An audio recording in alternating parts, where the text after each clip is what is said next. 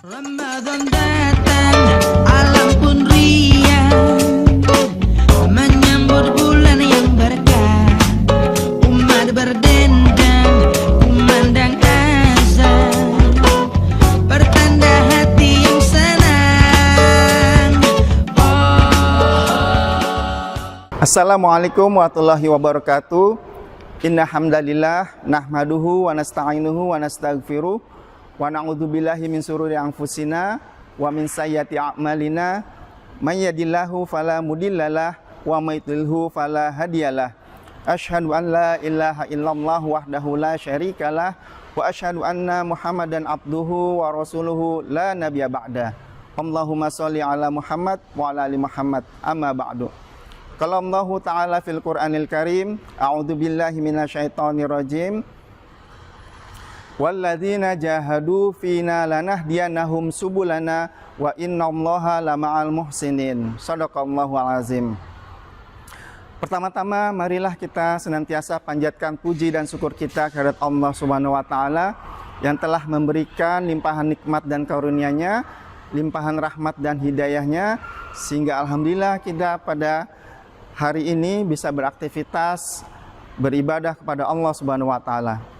Salawat dan salam tercurah untuk suri tauladan kita Nabi Muhammad sallallahu alaihi wasallam.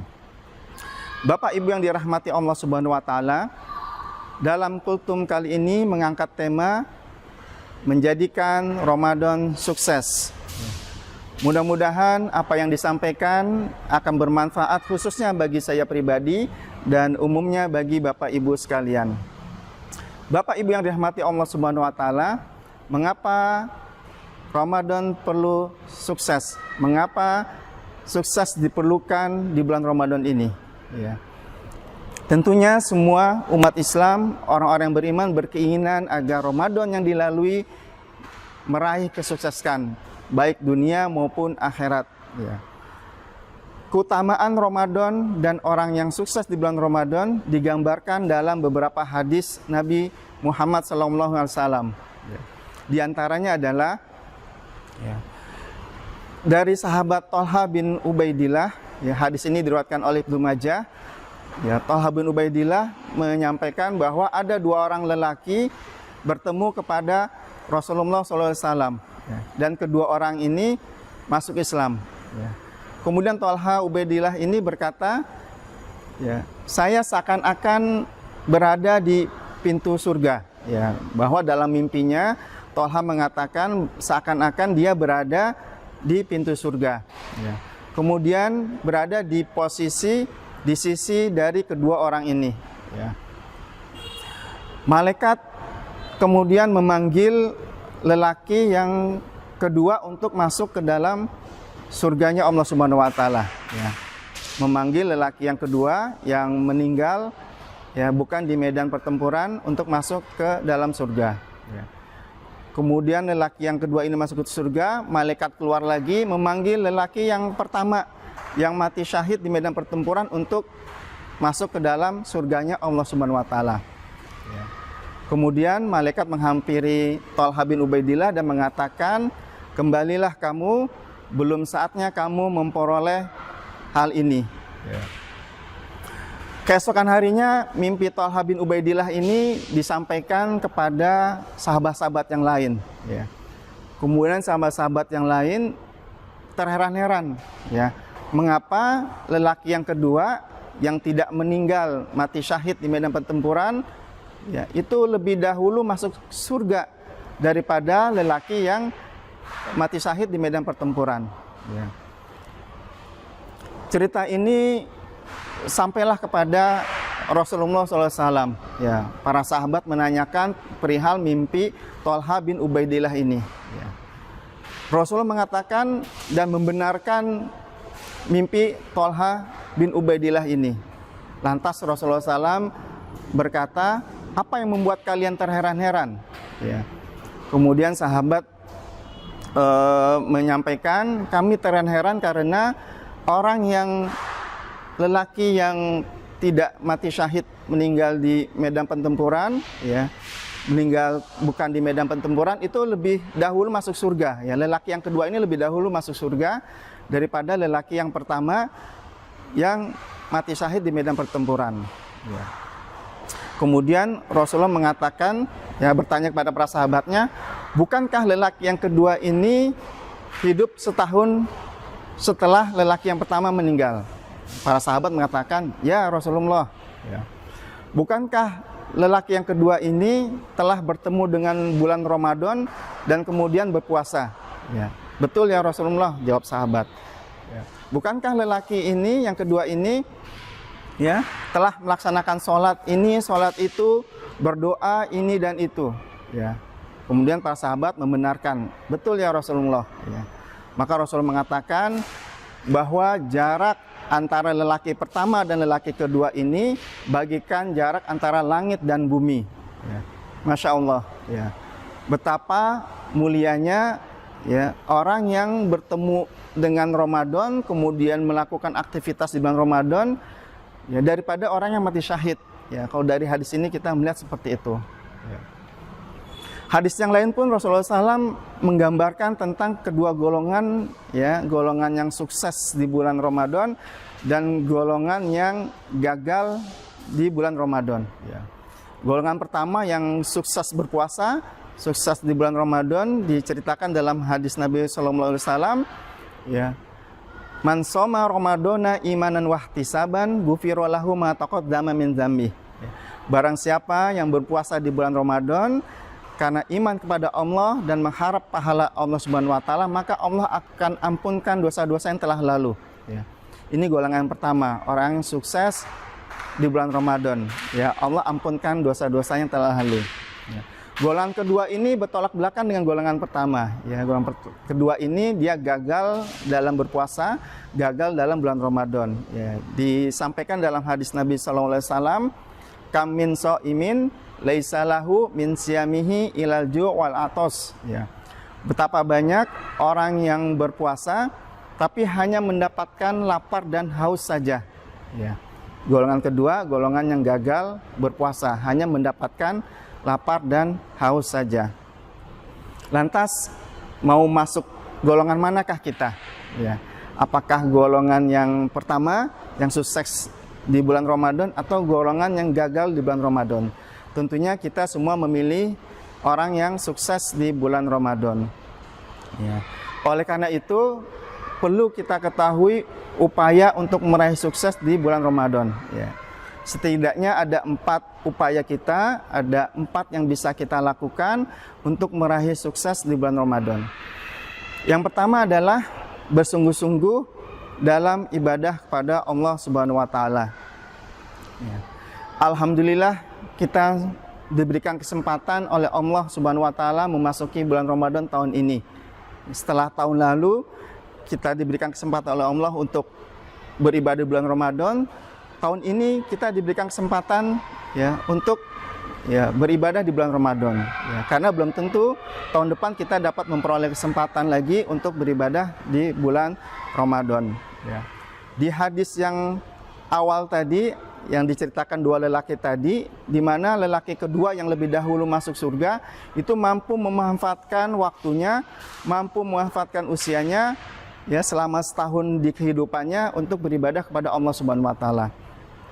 Dan orang-orang yang mampu memanfaatkan usianya, ya, dipanjangkan umurnya dalam ketaatan kepada Allah, ini sangat mulia, ya. Sebagaimana Rasulullah ketika ditanya, ya Rasulullah, ya, manusia yang paling baik itu seperti apa? Ya.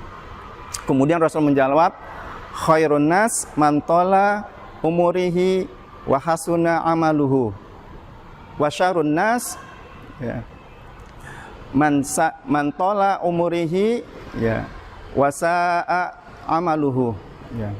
Rasulullah menjawab, sebaik-baik manusia adalah orang yang dipanjangkan umurnya kemudian baik amalannya, dan seburuk-buruk manusia adalah orang yang buruk amalnya, ya. Oleh karena itu kita harus manfaatkan, ya, usia kita, kesempatan yang Allah berikan untuk beribadah kepada Allah Subhanahu wa taala. Bersungguh-sungguh dalam beribadah kepada Allah Subhanahu wa taala, ini akan Allah mudahkan jalan ketika kita bersungguh-sungguh dalam mencari keridhaan Allah Subhanahu wa taala. Sebagaimana firman Allah Subhanahu wa taala dalam surat Al-Ankabut ayat 69, Allah Subhanahu wa taala berfirman, "Walladzina jahadu fina lanahdiyannahum subulana wa innallaha lama'al muhsinin." Ya. Dan orang-orang yang bersungguh-sungguh untuk mencari keridhaan Allah Subhanahu wa taala, maka Allah akan tunjukkan jalan-jalan menuju ketaatan kepada Allah Subhanahu wa taala. Dan sesungguhnya Allah bersama orang-orang yang berbuat baik, ya. Jadi Allah akan mudahkan orang-orang yang bersungguh-sungguh untuk mencari keridhaan Allah Subhanahu wa taala, ya. Dan di bulan Ramadan ini Allah bukakan kemudahan-kemudahan tadi, ya, sebagaimana dalam rangkaian ayat tentang puasa, ya, Allah Subhanahu wa taala berfirman dalam surat Al-Baqarah, ya, yuridullah bikumul yusra wala yuridu bikumul usra, ya. Sesungguhnya Allah menghendaki kemudahan bagi kalian dan tidak menghendaki kesukaran bagi kalian, ya. Ini terlihat bagaimana Allah berikan kemudahan di bulan Ramadan ini, ya. Kita diwajibkan berpuasa sebulan penuh selama 29 hari atau 30 hari, kita kuat menjalankannya, ya. Tapi kalau kita di luar bulan Ramadan, puasa Senin dan Kamis saja, puasa sunnah itu terasa berat, ya. Allah mudahkan kita berpuasa sebulan penuh 29 hari atau 30 hari di bulan Ramadan, ya. Atau Allah mudahkan kita untuk sholat tarawih, ya. Kalau di bulan lain, ya, Allah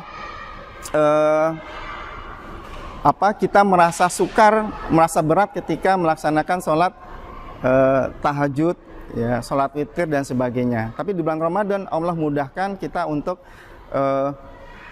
melakukan aktivitas ibadah, ya.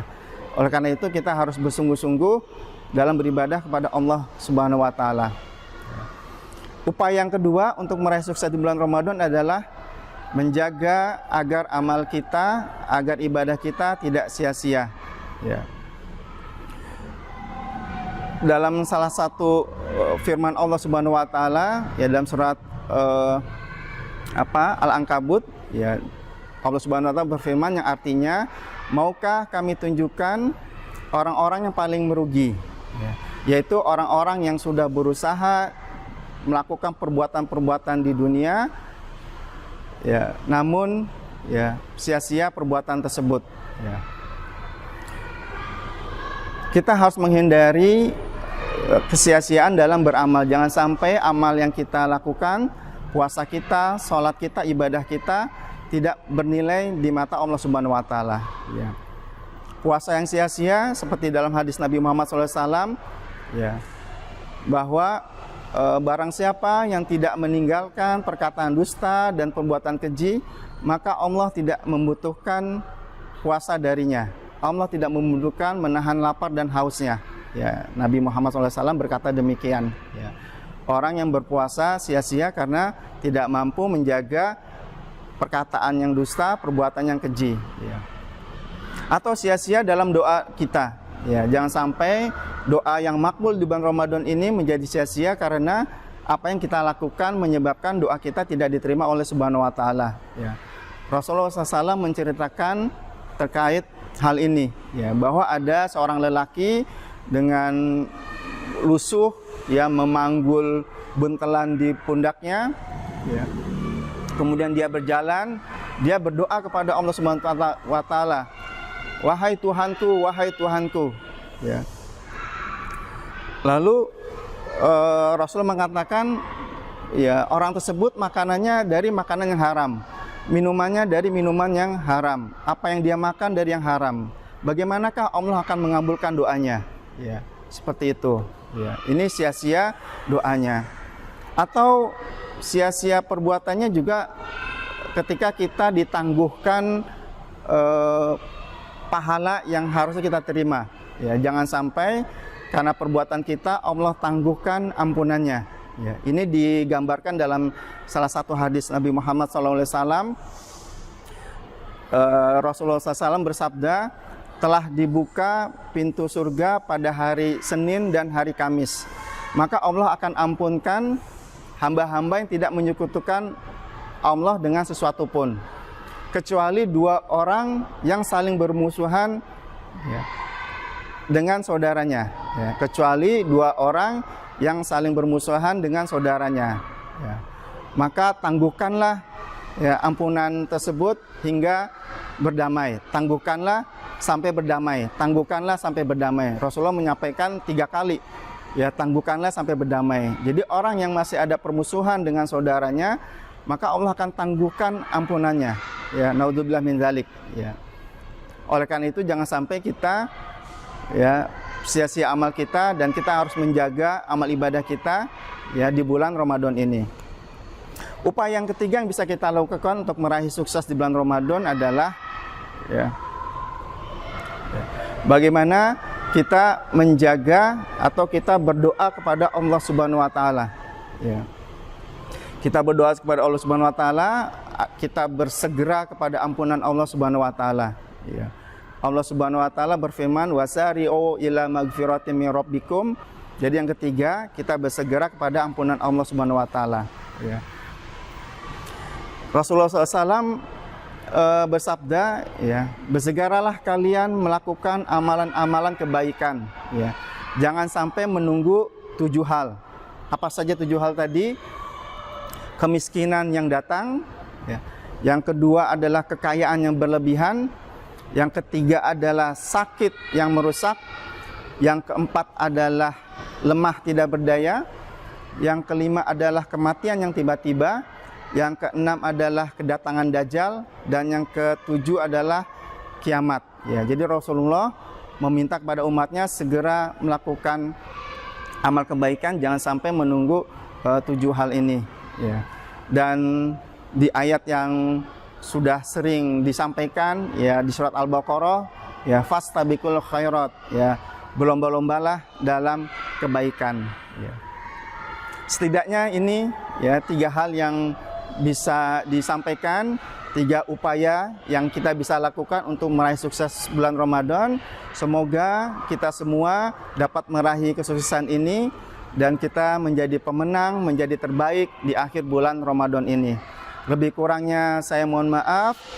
Yang benar itu datangnya dari Allah Subhanahu wa taala, dan yang bila ada kekurangan, kekhilafan itu datangnya dari diri saya pribadi. Oleh karena itu saya mohon ampun kepada Allah Subhanahu wa taala. Aqulu qouli hadza wastaghfiruhu innahu wal ghafurur rahim. Wassalamualaikum warahmatullahi wabarakatuh.